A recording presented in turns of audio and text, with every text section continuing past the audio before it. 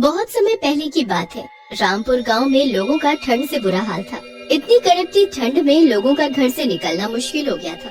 बड़ी ही मुश्किल से लोग काम पर जा पाते और बच्चों का तो उससे भी ज्यादा बुरा हाल था। एक दिन की बात है जब चारों तरफ धुंध ही धुंध थी और कुछ भी नजर नहीं आ रहा था। चिंटू तो उस दिन स्कूल ही नहीं जाता क्योंकि ठंड की वजह से उसकी थोड़ी तबीयत भी खराब हो जाती है। चिंटू बेचारा ठंड से कांप रहा होता है और इतने कंबल डालने पर भी उसका कपकपाना बंद नहीं हो रहा होता। लक्ष्मी परेशान होकर सोच ही रही होती है कि इतने में बाहर से कबाड़ी वाले की आवाज आती है। कबाड़ी वाले, कबाड़ी वाले। कबाड़ी वाला आ गया। इतने दिन से घर में एक कबाड़ पड़ा है, इसको दे देती हूँ, कुछ पैसे तो आएंगे। बस फिर लक्ष्मी घर में पड़े कबाड़ को ले जाकर कबाड़ी वाले को देने लगती है कि तभी उसकी नजर एक हीटर पर जाती है। हीटर बिल्कुल नया होता है। अरे ये तो एकदम नया हीटर लग रहा है, तुमको ये किसने कबाड़ में दे दिया? अरे बस ऐसा ही है बहन जी, कभी कभी बढ़िया सामान भी मिल जाता है। आपको ये खरीदना है तो बताओ, बस 200 रुपए में दे दूंगा। 200 रुपए? नहीं नहीं, 100 में देना है तो। जैसे तैसे करके लक्ष्मी उस हीटर को बस 100 रुपए में ही खरीद लेती है। वो जल्दी से प्लग लगाकर हीटर को चिंटू के पास रख देती है। हीटर के जलते ही उसमें से अजीब सी आवाज आती है। अरे ये अजीब सी कैसी आवाज आ रही है इस हीटर से? अरे माँ, ये पुराना है ना, तो शायद इसमें कोई खराबी हो। हाँ तुम सही बोल रहे हो। आवाज से हमें क्या करना, हमें तो बस इससे गर्माहट मिलती रहे वही काफी है। उस हीटर से इतनी गर्माहट आती है कि पूरा घर एकदम गर्म हो जाता है। चिंटू भी उस गर्माहट में एकदम मजे से सो जाता है। रात को जब महेश आता है तो लक्ष्मी उसे हीटर दिखाती है। महेश भी खुश हो जाता है। फिर तो सब लोग मजे से हीटर के पास बैठकर खाना खाते हैं। खाना खाकर सब सो जाते हैं। रात को काफी गर्मी हो जाती है, इसलिए वो हीटर को बंद करके सोते हैं। आधी रात को जब सब सो रहे होते हैं तब हीटर अपने आप चालू हो जाता है और उसमें से अजीब सी कराहने की आवाज आने लगती है। आवाज सुनकर चिंटू की आंख खुल जाती है। वो देखता है हीटर चालू पड़ा है। अरे ये हीटर तो माँ ने बंद किया था, फिर कैसे चालू हो गया? और ये इसमें से इतनी अजीब आवाजें कैसी आ रही हैं? चलो कोई नहीं, मैं ही इसे अभी बंद कर देता हूँ। चिंटू उठकर हीटर के पास जाता ही है कि उसे उसमें 2 आंखें दिखाई देती हैं। आंखें एकदम लाल और डरावनी होती हैं। चिंटू उन आंखों को एकदम करीब जाकर देखने लगता है तो उसे उनमें से आंसू आते दिखते हैं। चिंटू ये सब देखकर एकदम घबरा जाता है। वो अपनी माँ को आवाज देने ही लगता है कि तभी हीटर से एक भूत बाहर आता है और वो खींचकर चिंटू को हीटर के अंदर डाल देता है। अब मैं आजाद हो गया। आखिरकार इतने सालों बाद मुझे आजादी मिल ही गई। अब मैं इस लड़के की जगह लेकर इसकी जिंदगी जीऊंगा और आजादी से रहूंगा।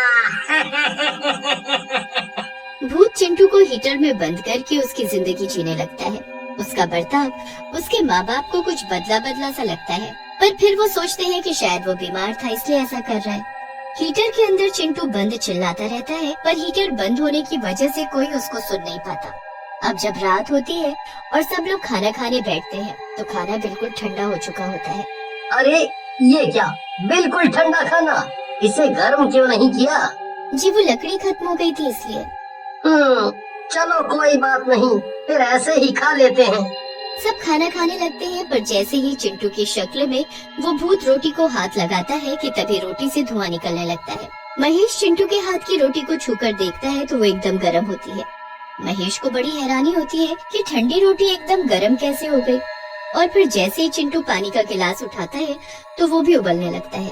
अब तो महेश और लक्ष्मी ये सब देखकर बड़े परेशान से हो जाते हैं और उनको चिंटू की फिक्र होने लगती है। रात को ठंड ज्यादा होती है, इसलिए लक्ष्मी महेश को हीटर चालू करने को कहती है, पर चिंटू तभी गुस्से में मना कर देता है कि हीटर नहीं चलाना। अरे बेटा, पर ये देख तो आज कितनी ठंड है। कहाँ है ठंड, इतनी तो गर्मी है, कोई ठंड नहीं है, चुपचाप जाकर सो जाओ। गुस्से में लाल चिंटू ऐसा कहकर हीटर उठाता है और उसे घर के पीछे फेंक देता है।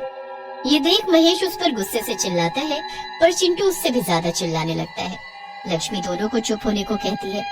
उसे समझ ही नहीं आ रहा होता कि आखिर चिंटू को हो क्या गया है, क्योंकि इससे पहले उसने कभी ऐसा नहीं किया होता। रात को जब चिंटू सो जाता है तो वो चिंटू पर नजर रखता है। वो एक बार को चिंटू के कमरे में जाकर उसे जब देखते हैं तो उनके होश ही उड़ जाते हैं। बिस्तर पर चिंटू की जगह एक भयानक भूत सो रहा होता है, एकदम आग की तरह तपता हुआ लाल भूत। महेश और लक्ष्मी एक दूसरे को देखते हैं और उसी वक्त कमरे से बाहर आ जाते हैं।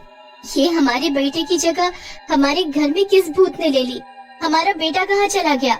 वही तो समझ नहीं आ रहा। कल से ये अजीब बर्ताव कर रहा है और अब ये सब। मुझे तो कुछ समझ नहीं आ रहा कि चिंटू कहाँ चला गया।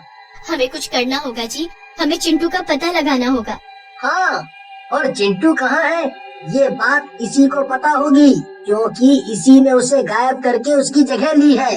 माँ, बाबूजी, मैं यहाँ हूँ, मुझे कोई बाहर निकालो, यहाँ मेरा दम घुट रहा है।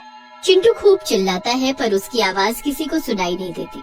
महेश और लक्ष्मी यहाँ अलग परेशान हो रहे होते हैं और उस भूत पर पूरी नजर रखने लगते हैं। पूरी रात ऐसे ही निकल जाती है। फिर सुबह वो भूत चिंटू का रूप लेकर घर में घूमने लगता है। लक्ष्मी की उसे देख हालत खराब हो जाती है, पर फिर भी वो हिम्मत करके उसके साथ वैसा बर्ताव करती है जैसे उसे कुछ पता ही ना हो। बेटा तुम तैयार हो जाओ, आज तुमको स्कूल जाना है ना? मुझे कोई स्कूल नहीं जाना, मैं आज पूरा दिन खेलूंगा, मजे करूंगा। नहीं नहीं बेटा, तुमको स्कूल तो जाना चाहिए। चिंटू उसके बाद महेश और लक्ष्मी को देखता है और वहाँ से चला जाता है। महेश और लक्ष्मी अपना सर पकड़कर बैठ जाते हैं कि इतने में वहाँ फिर से वो कबाड़ी वाला आ जाता है और आवाज देने लगता है। अरे ये तो वही कबाड़ी है जिसने मुझे वो हीटर दिया था। हीटर? हीटर से याद आया कि चिंटू ने उस दिन, मतलब उस भूत ने उस दिन उस हीटर को चलाने से मना क्यों किया और उसे बाहर भी फेंक दिया? आखिर उसे उस हीटर से क्या तकलीफ है? हाँ आप सही बोल रहे हैं, मैं अभी उस हीटर को लेकर आती हूँ। लक्ष्मी जल्दी से उस हीटर को लेकर आती है और जब उसे चालू करती है तो अंदर से उसे चिंटू के चिल्लाने की आवाज आती है। माँ, मैं अंदर हूँ, मुझे बचा लो, जल्दी से इस हीटर को बंद करो वरना मैं जलकर मर जाऊंगा। हे भगवान, मेरा बच्चा इस हीटर के अंदर कैद है। जल्दी से लक्ष्मी हीटर के बटन को बंद करती है। ओफो, अब हम क्या करें? इस भूत ने हमारे बच्चे को बंद करके खुद उसकी जगह ले ली है। अब हम चिंटू को कैसे आजाद करें? ये तो हमें ये कबाड़ी से ही कुछ पता लग सकता है। दोनों जल्दी से उस कबाड़ी वाले के पास जाकर उससे पता करते हैं कि वो हीटर उसे किसने बेचा। कबाड़ी वाला उनको बताता है कि पास के घर में एक अकेला आदमी रहता है जिसने उसे ये हीटर बेचा। वो दोनों तुरंत उस आदमी के पास जाते हैं और उसे सारी कहानी बताते हैं। हे भगवान, उस भूतिया हीटर ने तुम्हारे साथ भी ऐसा किया। दरअसल वो हीटर मेरे किराएदार का था। एक दिन वो खूब दारू पीकर आया और हीटर चलाकर सोता रहा। हीटर की गर्मी इतनी ज्यादा बढ़ गई और कमरा बिल्कुल बंद पड़ा रहा। हीटर के पास रुई की एक रजाई पड़ी थी और उसमें आग लग गई। पूरे कमरे में आग ही आग और उसी में जलकर वो किराएदार मर गया। अब हमारा चिंटू उस हीटर में कैद है, हम उसे कैसे बचाएं? अब तुम हीटर को लेकर पीपल वाले बाबा के पास चले जाओ, वही कुछ करेंगे। लक्ष्मी और महेश तुरंत ऐसा ही करते हैं और वहाँ जाकर वो बाबा को सारी कहानी बताते हैं। एक काम करो बच्चा, ये लो भभूत, इसे उस हीटर के आगे रख देना और जैसे ही वो भूत घर में आए वैसे ही उस हीटर को चला देना। पर उसमें तो मेरा बच्चा है, वो जल जाएगा। नहीं जलेगा, ये भभूत उसे जलने नहीं देगी, बस उस भूत को कैद करने में मदद करेगी। तुम बस इस भभूत को वहाँ रखना और हीटर जलाकर दूर खड़े हो जाना। जैसे ही वो भूत गुस्से में उस हीटर के पास उसे फेंकने, तोड़ने या नष्ट करने के लिए जाएगा, तुम जल्दी से भभूत उसके मुंह पर उड़ाकर ये पड़ा हुआ पानी उसके पीछे फेंक कर मारना।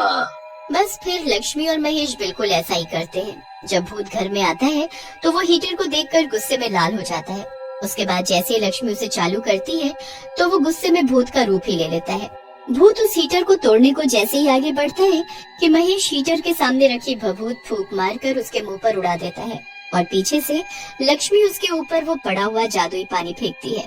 भूत बुरी तरह चिल्लाता हुआ हीटर में समा जाता है और चिंटू बाहर निकल आता है। उसके बाद वो उस हीटर को उठाकर एक नदी में ले जाकर फेंक देते हैं। भूत अंदर ही चिल्लाता रह जाता है पर कभी उससे बाहर नहीं आ पाता।